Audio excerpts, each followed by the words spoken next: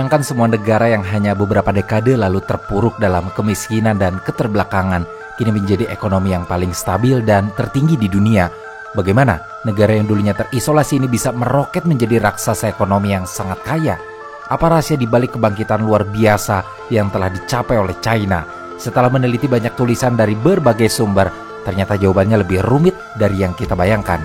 Kekayaan China ternyata bukan hanya tentang kebijakan ekonomi. Ini adalah cerita tentang bagaimana kepemimpinan yang kuat, sebuah sistem meritokrasi yang unik, dan visi masa depan yang jelas telah membawa mereka ke puncak dunia. Dan pada kesempatan kali ini, kita akan menyelami rahasia bagaimana China bisa meraih kemakmuran luar biasa dalam waktu yang relatif singkat. Dan apa yang bisa kita pelajari dari perjalanan yang telah dan tengah terus diupayakan oleh China ini. Untuk itu, bersiaplah untuk menyelam lebih dalam. Mengapa China begitu sangat kaya?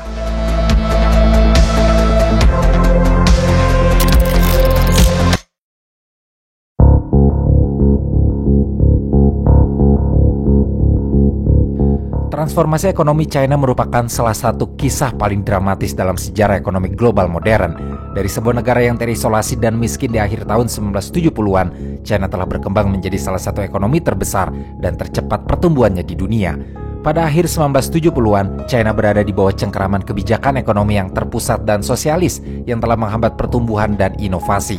Setelah revolusi China pada tahun 1949, negara ini diterpa serangkaian kebijakan ekonomi yang fokus pada kolektivisasi dan industrialisasi besar-besaran. Kebijakan seperti Great Leap Forward pada tahun 1958 dan revolusi kebudayaan sepanjang tahun 1966 sampai tahun 1976 menciptakan krisis ekonomi yang berkepanjangan, kelaparan, dan kemiskinan. Pada saat itu, China terisolasi secara ekonomi dari dunia luar dan kebanyakan penduduknya hidup di bawah garis kemiskinan. Namun melalui serangkaian kebijakan dan langkah-langkah yang berani, Deng Xiaoping mampu mengubah China dari negara yang terisolasi dan miskin menjadi salah satu ekonomi terbesar di dunia dalam waktu yang relatif singkat. Namun, transformasi yang dilakukan oleh Deng Xiaoping ini bukan hanya terjadi dalam sektor ekonomi, tapi juga mempengaruhi kehidupan sosial, politik, dan budaya China secara keseluruhan. Deng Xiaoping yang menjadi pemimpin de facto China pada tahun 1978 memahami bahwa untuk membangun kembali ekonomi dan meningkatkan standar hidup rakyatnya, China harus mengadopsi pendekatan baru. Deng Xiaoping kemudian memprakarsai sosialisme dengan karakteristik China, sebuah program yang ditujukan untuk mengintegrasikan China ke dalam ekonomi global dan mengadopsi beberapa aspek ekonomi pasar. Reformasi ekonomi yang dilakukan oleh Deng Xiaoping ini kemudian menjadi titik balik dalam sejarah China. Pada tahun 1978, Deng Xiaoping mengusulkan serangkaian kebijakan yang dikenal dengan Reform and Opening Up atau reformasi dan keterbukaan. Reformasi ini bertujuan untuk memodernisasi ekonomi China dengan cara membuka diri terhadap dunia luar, mengurangi kontrol negara atas sektor ekonomi, dan mengizinkan sektor swasta berkembang. Dalam reformasi ini, Deng menyadari bahwa untuk memodernisasi China, negara harus mengubah arah kebijakan ekonomi yang sebelumnya sangat terpusat dan terisolasi. Dan salah satu langkah awal yang penting adalah desentralisasi sistem ekonomi. Sebab sebelumnya, semua keputusan ekonomi dibuat oleh pemerintah pusat, termasuk dalam hal produksi dan distribusi barang. Deng Xiaoping kemudian mulai memberikan ekonomi lebih besar kepada pemerintah daerah untuk mengelola ekonomi mereka. Sebagai contoh, pada tahun 1980-an, pemerintah China mendirikan Special Economic Zones di beberapa kota pesisir seperti Shenzhen, Zhuhai, dan Xiamen. Special Economic Zones ini memberikan kebebasan untuk beroperasi di luar kontrol penuh pemerintah pusat, memperbolehkan investasi asing, dan menggunakan mekanisme pasar dalam pengelolaan ekonomi. Atas sistem ini, Shenzhen yang sebelumnya hanya sebuah desa nelayan, kemudian berkembang menjadi kota besar dengan infrastruktur modern dan menjadi pusat teknologi yang penting di China. Selain itu, karena sistem ini memperbolehkan investasi asing, kebijakan ini pun kemudian menarik investasi asing yang sangat besar, terutama di sektor manufaktur. Dengan biaya tenaga kerja yang rendah dan kebijakan yang mendukung perusahaan-perusahaan global mulai mendirikan pabrik-pabrik di China yang membuat China menjadi pabrik dunia. Atas keberhasilan sistem ini juga, pada tahun 1978, China kemudian lebih berani dengan memulai perubahan besar dalam kebijakan perdagangan luar negerinya. Deng Xiaoping membawa China beralih dari kebijakan proteksionisme menuju kebijakan yang lebih terbuka terhadap pasar global. Peningkatan perdagangan luar negeri menjadi kunci dalam menggerakkan roda ekonomi China. Pada akhir tahun 1980-an dan awal tahun 1990-an, China mulai terlibat dalam organisasi internasional seperti Organisasi Perdagangan Dunia, meskipun baru menjadi anggota resmi pada tahun 2001. Hal ini memperluas akses China ke pasar internasional dan mempercepat pertumbuhan ekonomi. Di sektor pertanian, reformasi yang dilakukan oleh Deng Xiaoping dimulai dengan penghapusan sistem komune kolektif yang diterapkan pada masa Mao. Dalam sistem ini, tanah dan produksi pertanian dikelola secara kolektif oleh negara yang mengurangi insentif bagi petani untuk bekerja lebih keras. Sebagai gantinya, Deng Xiaoping memperkenalkan sistem Household Responsibility System atau sistem tanggung jawab rumah tangga pada akhir tahun 1970-an. Dalam sistem ini, petani diberikan hak untuk mengelola tanah mereka sendiri dan menjual surplus produksi mereka di pasar. Reformasi ini memberi petani kebebasan lebih besar untuk menghasilkan dan memasarkan produk mereka, yang langsung meningkatkan hasil pertanian dan pendapatan mereka. Setelah sektor pertanian mengalami reformasi, perhatian Deng beralih ke sektor industri. Salah satu tujuan utama Deng Xiaoping adalah untuk meningkatkan daya saing industri China di pasar global. Untuk mencapai hal ini, Deng Xiaoping mengusulkan perombakan besar dalam kebijakan industri. Di bawah kebijakan ini, perusahaan milik negara seperti BUMN di negara kita yang sebelumnya mendominasi ekonomi mulai diperkenalkan dengan konsep efisiensi pasar. Namun, berbeda dengan negara-negara Eropa Timur yang melakukan privatisasi besar-besaran, China memilih untuk melakukan privatisasi secara bertahap. Sebagai ganti privatisasi penuh, banyak BUMN diberikan kebebasan untuk mengelola dirinya sendiri dan mencari keuntungan.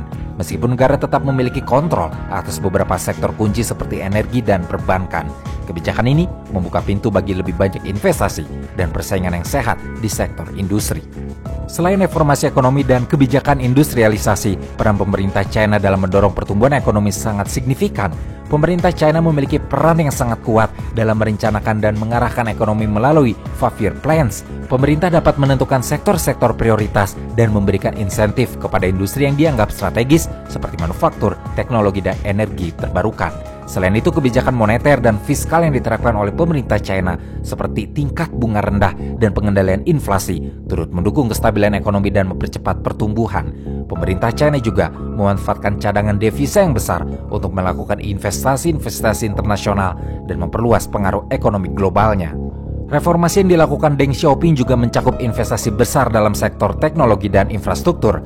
Deng Xiaoping menyadari bahwa untuk mengejar ketertinggalan teknologi dengan negara-negara maju, China perlu mengembangkan sektor-sektor canggih seperti teknologi informasi, komunikasi, dan manufaktur. Pemerintah mulai mendorong penelitian dan pengembangan dalam bidang-bidang ini dan menarik perhatian investor asing untuk berinvestasi di sektor teknologi. Dalam hal infrastruktur, China memulai pembangunan besar-besaran, termasuk pembangunan jaringan transportasi, pelabuhan, dan kota-kota baru. Infrastruktur yang modern mendukung perkembangan ekonomi dengan meningkatkan efisiensi perdagangan, produksi, dan distribusi barang. Selain itu, kebijakan moneter dan fiskal yang diterapkan oleh pemerintah China seperti tingkat bunga rendah dan pengendalian inflasi turut mendukung kestabilan ekonomi dan mempercepat pembangunan. Pemerintah China juga memanfaatkan cadangan devisa yang besar untuk melakukan investasi-investasi internasional dan memperluas pengaruh ekonomi globalnya. Namun, dari beberapa kebijakan yang sangat didorong oleh peran pemerintah yang sangat signifikan, keberhasilan ekonomi China juga sangat dipengaruhi oleh kualitas sumber daya manusia. Pemerintah China di bawah Deng Xiaoping menyadari betul pentingnya pendidikan dalam menciptakan tenaga kerja yang terampil dan produktif. Oleh karena itu, China dalam masa reformasi ekonominya telah berinvestasi dalam pendidikan di semua tingkatan, dari pendidikan dasar hingga universitas. Selain itu, China juga mendorong pengembangan keterampilan teknis dan vokasional. Banyak tenaga kerja yang sebelumnya terlibat dalam pekerjaan agraris atau sektor informal kini bekerja di sektor manufaktur dan teknologi. Keberhasilan China dalam mengalihkan sebagian besar tenaga kerjanya dari sektor pertanian ke sektor industri dan teknologi telah berkontribusi besar terhadap pertumbuhan ekonomi yang pesat. Namun seperti yang telah dibahas di awal, selain aspek ekonomi, kebijakan reformasi Deng Xiaoping pun kemudian melesat dan turut mempengaruhi kehidupan sosial masyarakat China. Pembukaan ekonomi membawa perubahan signifikan dalam struktur sosial dan kehidupan sehari-hari. Salah satu dampaknya adalah munculnya kelas menengah baru yang lebih besar, terutama di kota-kota besar. Kelas menengah ini menjadi konsumen utama bagi produk-produk lokal dan asing yang mengarah pada perubahan gaya hidup dan meningkatnya konsumsi domestik. Bank Dunia memperkirakan bahwa lebih dari 760 juta orang China telah keluar dari kemiskinan berkat reformasi ekonomi ini. Tentu, ini adalah capaian yang belum pernah terjadi sebelumnya. Beberapa ahli bahkan menyebutnya sebagai keajaiban ekonomi paling mengesankan dalam sejarah. Namun, keberhasilan reformasi ekonomi ini juga dibarengi dengan sisi buruk yang mengikutinya. Sebab, setelah reformasi ekonomi digalakkan oleh Deng Xiaoping, China mulai mendapati ketimpangan sosial yang semakin besar antara kota dan desa, serta antara wilayah pesisir dan pedalaman. Kota-kota besar seperti Shanghai, Beijing, dan Shenzhen berkembang pesat, sementara wilayah pedesaan dan barat China tertinggal dalam hal pembangunan dan pendapatan. Selain itu, meskipun reformasi ekonomi berhasil meningkatkan pertumbuhan dan stabilitas ekonomi, kebijakan tersebut juga memicu ketegangan politik dan sosial, seperti yang terlihat dalam peristiwa Tiananmen 1989. Di sini, mahasiswa dan rakyat China menuntut reformasi politik yang lebih besar. Namun pemerintah menanggapi dengan tindakan keras yang menandai batasan dalam kebebasan politik meskipun ada liberalisasi ekonomi.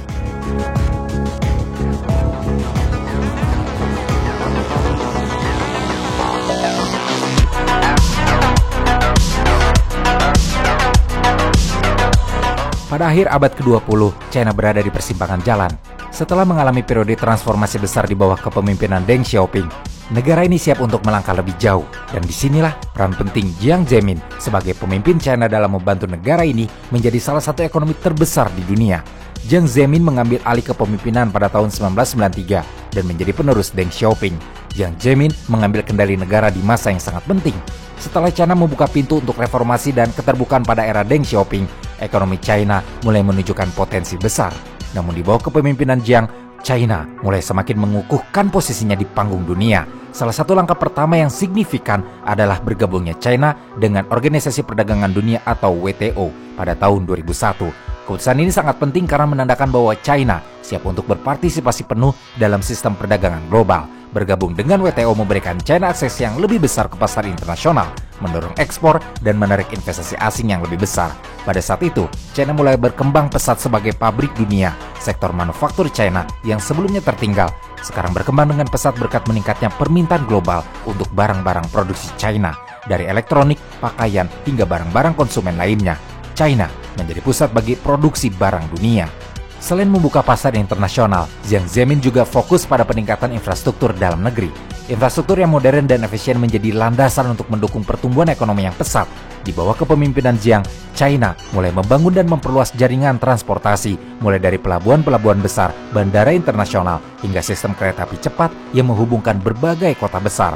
Dengan berkembangnya infrastruktur yang modern, sektor ekonomi China pun mulai bergerak ke arah yang lebih maju. Kota-kota besar seperti Shanghai, Beijing, dan Shenzhen berkembang semakin pesat dan menjadi pusat perdagangan, industri, dan teknologi. Pembangunan kawasan ekonomi khusus yang dimulai di era Deng semakin diperluas dan menjadi tempat berkembangnya berbagai perusahaan multinasional yang berinvestasi di China. Salah satu keberhasilan besar dari pemerintahan Jiang Zemin adalah menciptakan stabilitas politik dalam negeri yang sangat penting untuk menjaga kelancaran pertumbuhan ekonomi. Setelah tahun 1989 yang penuh gejolak dengan peristiwa Tiananmen yang mengganggu stabilitas politik, Jiang berhasil mengembalikan stabilitas politik yang diperlukan untuk mendorong reformasi dan pertumbuhan ekonomi.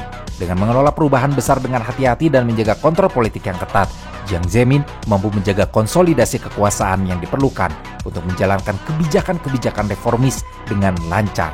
Di bawah kepemimpinan Jiang, reformasi ekonomi terus berjalan dengan memperkenalkan lebih banyak kebijakan yang mendukung ekonomi pasar. Sektor swasta yang sebelumnya terbatas mulai diberi ruang yang lebih luas untuk berkembang. Selain itu, pemerintah China juga mendorong inovasi dan memperkenalkan kebijakan yang lebih mendukung sektor teknologi dan industri canggih. Meskipun liberalisasi ekonomi telah mengurangi kemiskinan secara signifikan, namun ini juga mempertajam kesenjangan antara kelompok kaya dan miskin.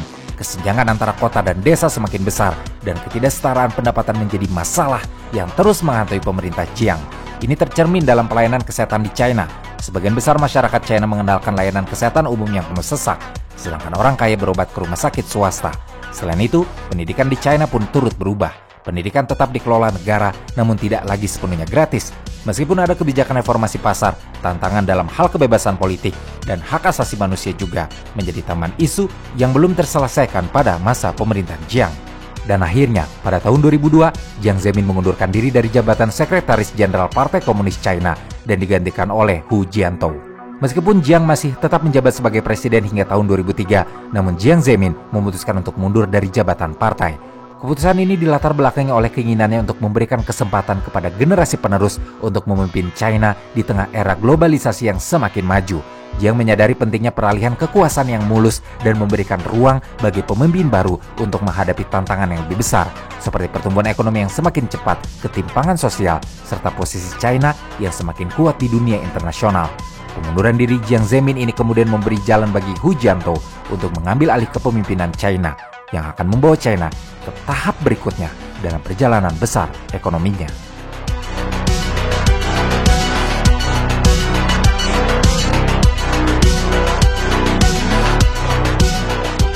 Setelah Jiang Zemin, Hu Jintao mengambil alih tampuk kepemimpinan China pada tahun 2002. Selama masa pemerintahannya, Hu memfokuskan dirinya pada pembangunan yang lebih berkelanjutan dan inklusif. Di tengah pusatnya pertumbuhan ekonomi, Hu sadar bahwa kesenjangan sosial dan ketergantungan pada sektor manufaktur harus segera diatasi. Hu kemudian mengusung konsep pembangunan ilmiah atau scientific development yang bertujuan untuk menyeimbangkan pertumbuhan ekonomi dengan perlindungan terhadap lingkungan dan kesejahteraan sosial. Di bawah kepemimpinannya, China mulai mengalihkan fokus dari pertumbuhan ekonomi yang pesat namun beresiko menjadi lebih stabil dan berkelanjutan. Selain itu, Hu juga memperkenalkan program Common Prosperity atau kemakmuran bersama yang bertujuan untuk mengurangi ketimpangan sosial dan memberikan akses yang lebih merata terhadap kesejahteraan. Pemerintah mulai meluncurkan kebijakan untuk mengurangi kemiskinan, memperbaiki sistem jaminan sosial, serta memperluas akses pendidikan dan pelayanan kesehatan bagi rakyat. Di bawah kepemimpinan Hu, China juga semakin memperkuat perannya di kancah internasional. Hu juga memimpin China untuk menjadi anggota penuh di berbagai organisasi internasional dan memperkuat hubungan diplomatik dengan negara-negara besar baik di Asia, Eropa maupun Amerika.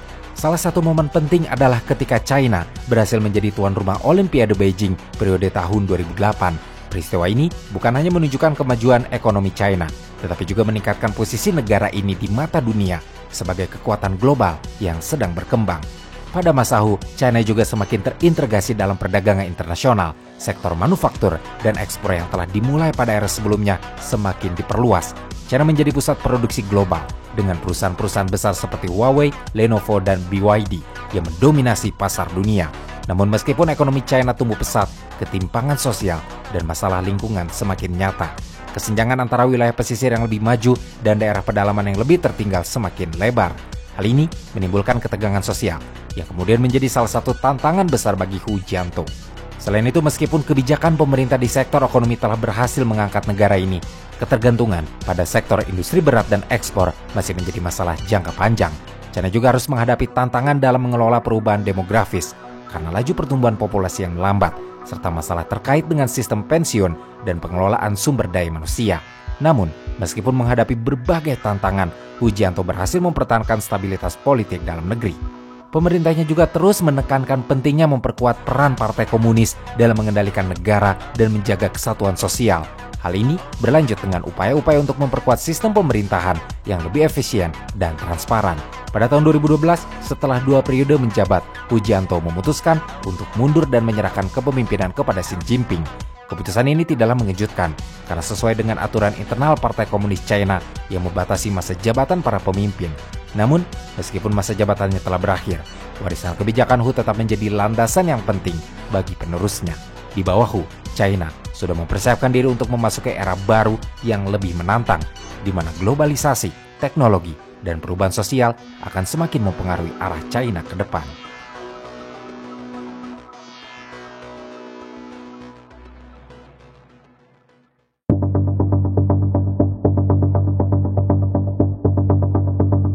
Xi Jinping mengambil alih kepemimpinan China pada tahun 2012 dengan membawa visi yang lebih ambisius dari siapapun yang pernah memimpin China. Xi Jinping berjanji untuk melanjutkan kemajuan yang telah dicapai, namun dengan pendekatan yang lebih kuat dalam hal kebijakan luar negeri, kontrol dalam negeri, serta ambisi untuk menjadikan China sebagai kekuatan global yang dominan. Setahun setelah menjadi presiden China, Xi Jinping mulai memperkenalkan konsep Chinese Dream atau impian China yang bertujuan untuk menjadikan China sebagai negara yang lebih makmur dan kuat. Visi ini mencakup modernisasi ekonomi, pengentasan kemiskinan, serta memperkuat posisi China di dunia. Namun, apa yang ditekankan pada Chinese Dream bukan hanya tentang kemakmuran ekonomi, tetapi juga menciptakan masyarakat yang lebih adil dan sejahtera. Ini adalah cita-cita nasional yang tentu diharapkan oleh semua rakyat China. Maka untuk memenuhi ini, Xi Jinping memfokuskan pada pembangunan yang inklusif, di mana setiap warga negara, dari yang paling miskin hingga yang paling kaya, dapat merasakan manfaat dari pertumbuhan ekonomi negara. Namun salah satu kebijakan paling signifikan dan ambisius yang diperkenalkan Xi Jinping adalah Belt and Road Initiative yang diimplementasikan pada tahun 2013 yang bertujuan untuk menghubungkan China dengan negara-negara lain melalui pembangunan infrastruktur besar mulai dari jalan raya, pelabuhan, hingga kereta api cepat. Dalam inisiatif ini, China berusaha untuk membangun konektivitas global melalui proyek-proyek infrastruktur besar di Asia, Afrika, hingga Eropa. Dari jalan raya hingga pelabuhan, Belt and Road Initiative membuka peluang perdagangan baru dan membantu China mengukuhkan posisinya sebagai pusat manufaktur dunia. Proyek berbiaya lebih dari 1 triliun dolar Amerika ini menghubungkan China dengan 65% populasi dunia. Melalui Belt and Road Initiative, Xi Jinping tidak hanya memperkuat perekonomian China, tetapi juga memperluas pengaruh politik dan ekonominya. Menurut laporan Bank Dunia, Belt and Road Initiative dapat meningkatkan perdagangan global hingga 3%, yang tentunya memberi dampak positif bagi China, baik dalam menciptakan lapangan kerja maupun membuka pasar baru untuk produk-produk China. Sebab jika dirunut pada tahun, China adalah negara dengan produk domestik bruto terbesar ke-10 di dunia. Pada tahun-tahun berikutnya, China melesat. Satu persatu negara dengan PDB yang lebih besar berhasil disalip, mulai dari Brazil, Kanada, Italia, Inggris, Prancis, Jerman, Jepang, dan Rusia. Dan sejak tahun 2010, China telah menjadi kekuatan ekonomi terbesar kedua setelah Amerika. Selain itu, per tahun 2013, menurut laporan International Monetary Fund, nominal GDP China ada di jumlah 9.469 triliun dolar Amerika. Dan hanya 10 tahun setelahnya, atau tepatnya pada tahun 2023, China kembali mendapatkan surplus perdagangan senilai 823,22 miliar dolar Amerika, atau lebih kurang 12.855 triliun rupiah. Namun, Xi Jinping tidak hanya fokus pada infrastruktur fisik. Di bawah kepemimpinannya, China berinvestasi besar dalam teknologi dan inovasi. Program Made in China 2025 bertujuan untuk mengurangi ketergantungan China pada teknologi asing dan mendorong negara ini menjadi pemimpin dalam industri-industri seperti kecerdasan buatan, robotika, dan kendaraan listrik. Perusahaan-perusahaan seperti Huawei, Alibaba, dan Tencent berkembang pesat berkat dukungan pemerintah yang memungkinkan mereka untuk memimpin pasar global dalam hal teknologi dan e-commerce. Xi Jinping tahu di dunia yang semakin digital ini, teknologi adalah kunci untuk menjadi negara yang kaya dan berpengaruh. Salah satu pencapaian terbesar dari Xi Jinping lainnya adalah pengentasan kemiskinan. Xi Jinping berfokus pada pembangunan yang inklusif, yang artinya tidak ada yang tertinggal. Pemerintah China berhasil mengangkat lebih dari 800 juta orang dari kemiskinan ekstrim dalam beberapa dekade terakhir. Sebuah pencapaian yang luar biasa. Dengan memberikan pendidikan, akses perumahan, dan pelatihan keterampilan, Xi Jinping memastikan bahwa seluruh masyarakat dapat menikmati hasil dari pertumbuhan ekonomi, pembangunan di daerah-daerah yang sebelumnya tertinggal, serta peningkatan akses ke layanan dasar menjadi kemakmuran lebih merata di seluruh negeri. Hal ini tidak hanya mengurangi kesenjangan sosial, tetapi juga menciptakan pasar domestik yang lebih besar untuk produk-produk China. Selain itu, Xi Jinping juga memperkenalkan kebijakan luar negeri yang lebih agresif dengan memperkuat posisi China di organisasi internasional seperti PBB, serta memperluas jaringan diplomatiknya ke seluruh dunia. Satu hal yang sangat penting adalah bagaimana Xi Jinping berhasil memperkenalkan konsep Community of Shared Future of Mankind, yaitu menciptakan dunia yang lebih adil dengan China sebagai pusat pembangunan global. Dengan diplomasi yang aktif dan hubungan internasional yang lebih kuat, Xi Jinping membawa China ke tingkat baru dalam kerjasama multilateral dan proyek-proyek internasional yang membuat China semakin menunjukkan pengaruhnya di kancah global.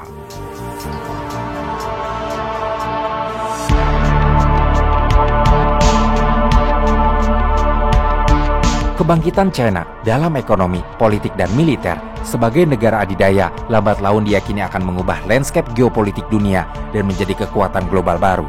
Namun akan ada satu dampak kritis dan penting dari perubahan landscape ini, yakni tatanan dunia yang akan menjadi lebih multipolar, yakni di mana kekuasaan dan pengaruh politik, ekonomi, dan militer didistribusikan secara merata di antara beberapa negara atau pusat kekuatan utama sehingga tidak ada yang dominan.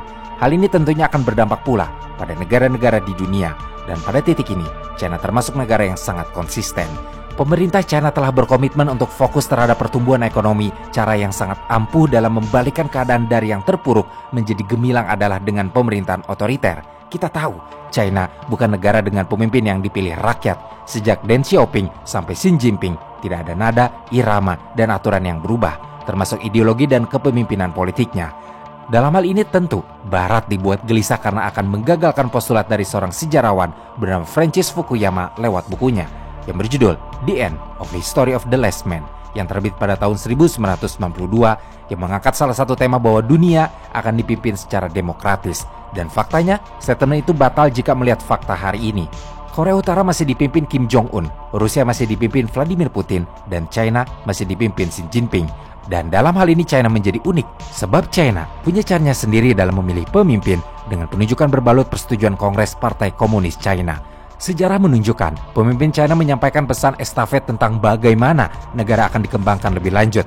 Ketika Deng Xiaoping memimpin, ia telah mencanangkan kepada penggantinya, Jiang Zemin, bahwa China harus mengubah pertahanan militer yang dulunya lebih fokus pada pertahanan diri menjadi kekuatan Blue Navy. Dalam hal ini tentu Deng Xiaoping meninggalkan doktrin pertahanan Mao Zedong yang menekankan pertahanan domestik dan kedaulatan wilayah. Dalam diskusi panjang yang banyak tercatat antara Deng dengan Jiang, kemudian tersebar bahwa pengembangan kekuatan maritim menjadi salah satu fokusnya untuk pengembangan ekonomi menjadi pilar di balik semua itu. Hal ini pun kemudian dituliskan oleh Sherman Xiaoqianglai, salah satu pensiunan militer China dan sekarang menjadi ahli dalam bidang militer.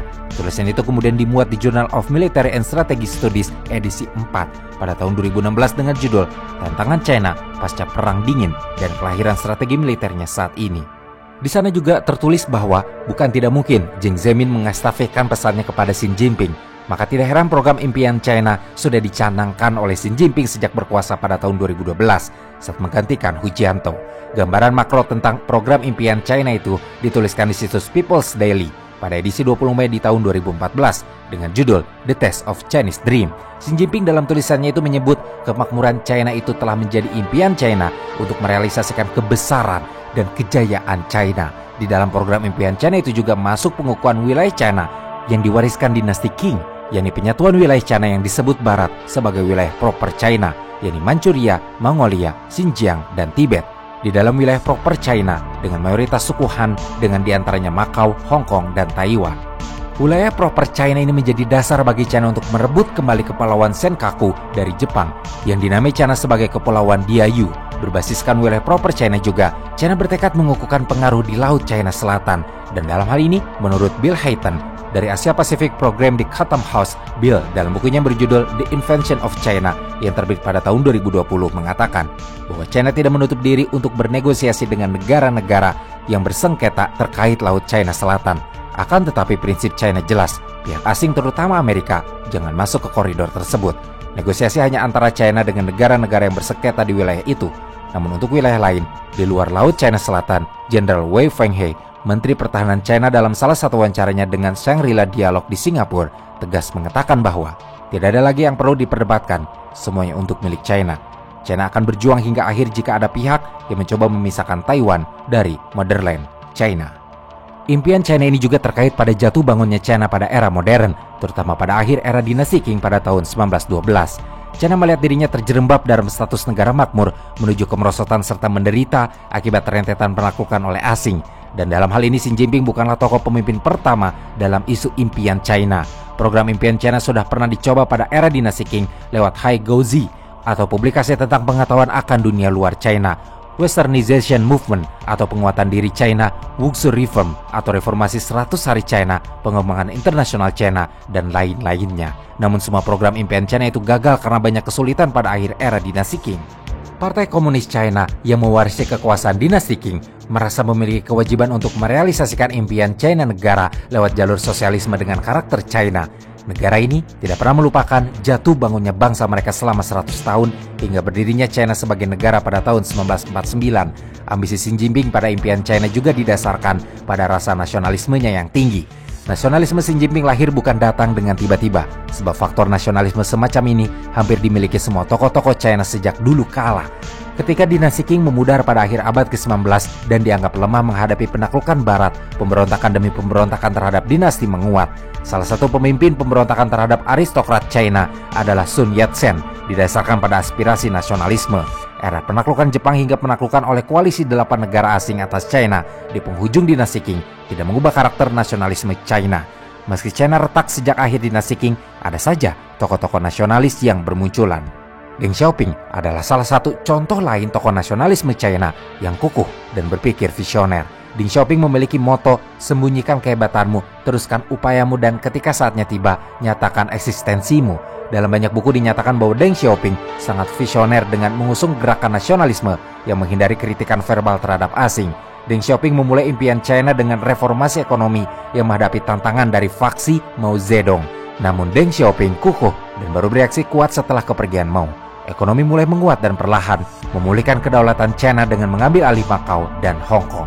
Di bawah Presiden Xi Jinping, program impian China juga dilakukan dengan melihat sejarah. China misalnya Menyadari kejatuhan dinasti Qing adalah juga akibat persoalan internal, termasuk akibat korupsi dan pergulatan internal di akhir kekuasaan dinasti Qing. Untuk itu Xi Jinping mewarnai program impian China lewat frasa impian dengan cita rasa. Xi Jinping dalam setiap pidatonya di hadapan massa selalu menjabarkan cita rasa yang disebutkannya itu. Xi Jinping selalu mengatakan karena pahitnya sejarah dipermalukan oleh asing, China rindu pada manisnya sebuah kebanggaan dan kebangkitan. Rasa rindu dan rasa manis itu Xi Jinping sebut sebagai bagian dari cita rasa. Dalam People's Daily, di sana diberitakan apa yang menjadi pidato Xi Jinping. Di sana tertulis, manis adalah rasa dari impian China. Rasa manis ini tertancap dalam impian dan sanubari China. Rasa ini membara siang dan malam, tidak ada yang pernah lupakan hal itu. Apa itu rasa manis? Itu adalah kemerdekaan bangsa, kemakmuran bangsa, dan militer yang kuat. Kehidupan yang bahagia dan harga diri yang tinggi. Di dalam tulisan itu ditambahkan juga bahwa dalam perjalanan menuju rasa manis, China harus mengecap dua rasa lain juga. Satunya adalah sea weather atau air laut. Untuk itu, China menekankan tugas untuk membangun sebuah kekuatan besar di lautan. China harus berjuang untuk masa depan yang besar. Dalam berita persnya pada tahun 2014, kantor berita Xinhua milik China pun mengungkapkan bahwa menjadikan China sebagai kekuatan maritim tidak hanya bertujuan melindungi negara, tetapi juga mengubah teritori negara penyerang sebagai ajang perang. China menjadikan kasus pengalaman dipermalukan dulu kala oleh Jepang sebagai penguat ambisi menuju kekuatan maritim, mengingat Jepang bukan negara normal dan mengarah ke militeristik. Rasa lain yang juga harus dikecap China adalah rasa keringat. Rasa ini diucapkan Xi Jinping untuk mengingatkan bahwa semua impian akan menjadi kosong semata jika tidak diikuti aksi. Harus ada aksi dengan peluh. Dalam hal ini Xi Jinping juga menjelaskan bahwa jika ada aksi, ucapan kosong akan melukai negara itu sendiri. Kerja keras adalah aksi untuk impian China. Hanya aksi yang bisa mendukung impian China. Sebab realisasi impian China tidak didasarkan pada omong kosong. Kebahagiaan harus didasarkan pada kerja keras. Reformasi dan pembukaan diri adalah sebuah kerja keras. Penanganan krisis keuangan juga sebuah kerja keras. Mudah bagi satu negara kuat untuk menjadi lemah, tetapi tidak mudah untuk bangkit dari posisi lemah. Upaya saksama dan cucuran air mata, keringat dan air laut, eksplorasi pahit manis dan proses tersulit adalah jalan menuju impian China. Hanya karya solid yang menciptakan Shenzhen Miracle dan status China sebagai perekonomian terbesar di dunia. Dalam pidato-pidatonya kita bisa tahu bahwa di bawah Xi Jinping impian China itu bukan hanya bertujuan mengangkat status China di mata dunia. Impian China itu juga termasuk dengan menangani para pejabat korup China. Kantor berita Xinhua pada tanggal 17 November di tahun 2017 pernah menyebutkan bahwa era Xi Jinping adalah era paling serius dalam membabat korupsi sepanjang sejarah China berada di bawah kekuasaan Partai Komunis China. Selain itu juga, impian China di bawah Xi Jinping menyangkut nilai-nilai. Jika China di bawah Deng, Jiang, hingga Hu Jintao mendewakan pertumbuhan, Xi Jinping mendalaminya dengan pembangunan kepedesaan. Xi Jinping juga menegakkan etika para elit China, khususnya orang kaya baru, agar berperingai baik di hadapan publik. Xi Jinping tidak segan meredam konglomerat kuat sekalipun jika itu dianggap menjadi saingan bagi negara. Sebab di beberapa kesempatan, Xi Jinping tidak ingin ada fenomena negara dalam negara. Semuanya harus tunduk dalam kuasanya. Di dalam impian China itu, China di bawah Xi Jinping juga melangkah dengan inovasi teknologi yang kini menakutkan pesaingnya. China telah berubah dari basis produksi manufaktur global menjadi negara sains di bawah Xi Jinping. China terus beranjak menjadi negara kuat di sektor manufaktur dan sains. Penduduk China kini menjadi pasar bagi produk global.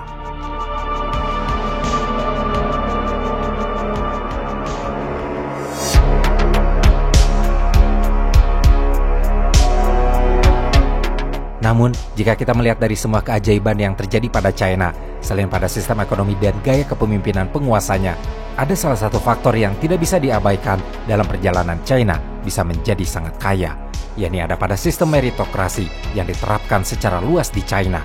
Meritokrasi yang mengutamakan seleksi dan promosi berdasarkan kemampuan dan prestasi, memiliki peran besar dalam kebijakan pemerintahan dan pembangunan ekonomi China. Dengan mengedepankan penilaian berbasis kinerja dan kecakapan, sistem ini telah memungkinkan China untuk memanfaatkan potensi sumber daya manusianya secara maksimal, mengoptimalkan efisiensi birokrasi, serta memastikan kepemimpinan yang kompeten dalam perekonomian. Dan dalam hal sistem meritokrasi di China, kita dapat menelusurinya kembali ke masa dinasti Han yang berkuasa pada tahun 206 sebelum Masehi sampai 220 Masehi. Meskipun penerapannya telah berubah seiring waktu, prinsip dasar meritokrasi tetap ada dalam tradisi administrasi China. Pada masa Mao Zedong, walaupun nilai ideologi sangat dominan, namun sejak tahun 1980-an, setelah reformasi ekonomi dimulai, pengaruh meritokrasi semakin terlihat dalam struktur pemerintahan dan perekonomian.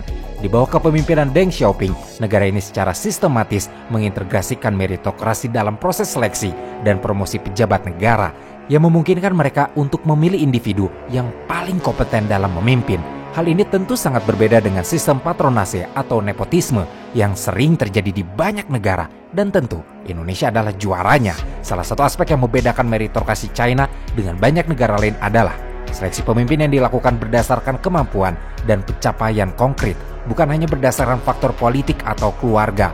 Dalam konteks ini, meritokrasi China berfokus pada kemampuan, kinerja, dan rekam jejak individu dalam menjalankan tugas yang diberikan. Sistem meritokrasi ini juga kemudian mendukung tujuan utama China untuk meningkatkan efisiensi pemerintahan dan menciptakan kelas pemimpin yang berkompeten, baik di tingkat nasional maupun lokal. Sistem meritokrasi ini juga tidak hanya berlaku dalam pemerintahan, tetapi juga meresap ke dalam berbagai sektor ekonomi, pendidikan, dan teknologi yang pada gilirannya berkontribusi pada keberhasilan besar dalam menciptakan kesejahteraan ekonomi China. Di China, jalur karir seorang pejabat umumnya dimulai melalui ujian dan pengalaman lapangan, kemudian diikuti oleh penilaian atas kinerja mereka.